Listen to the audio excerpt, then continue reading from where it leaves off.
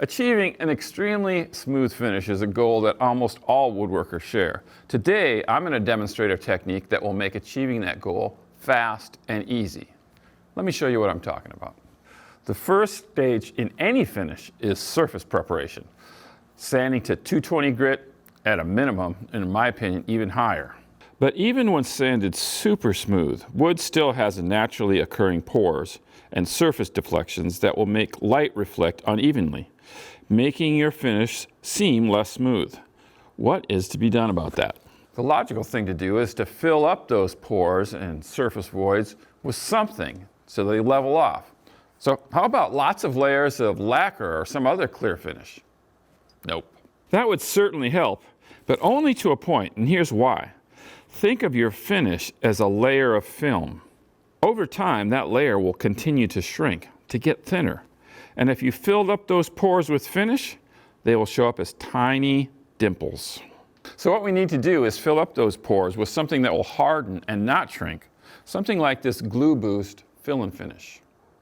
Frankly, I've used this product to finish turned handles and to fill dents in finished furniture, but I had not thought of it as a pore filler. So I decided to test the product on a couple of sample boards of different species. I divided the boards up into 3 sections, although they were all sanded to 220 grit. One with no pore filler, one with pore filler, and one with 2 coats of pore filler.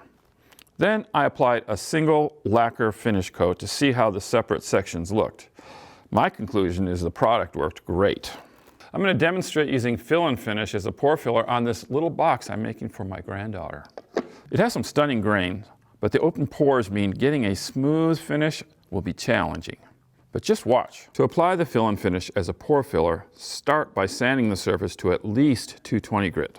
Then squeeze on enough fill and finish to get a good coverage. The top should look wet. Work the product into the grain. You can do that with something like a credit card or a rag. Be sure to work the product across the grain. That step is important. Then spray with the hardener and bang, the surface is hard. The next step is to sand the surface with 220 grit or finer.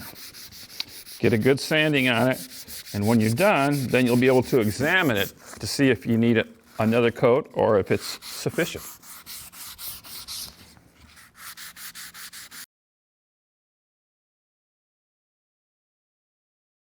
Another great thing you can do with this product is to fill little holes like this, which will come in handy. Filling this hole is easy too. I'm mixing some fill and finish with their colorant that's called Master Tint, in this case black. When that's done, I will drop fill the hole.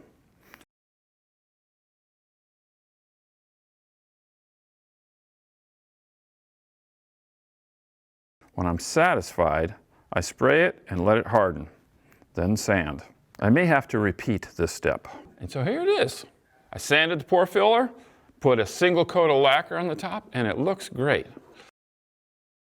I hope you enjoyed today's video, maybe found it interesting or learned a thing or two. I'm Rob Johnstone from Woodworkers Journal. Thank you for watching.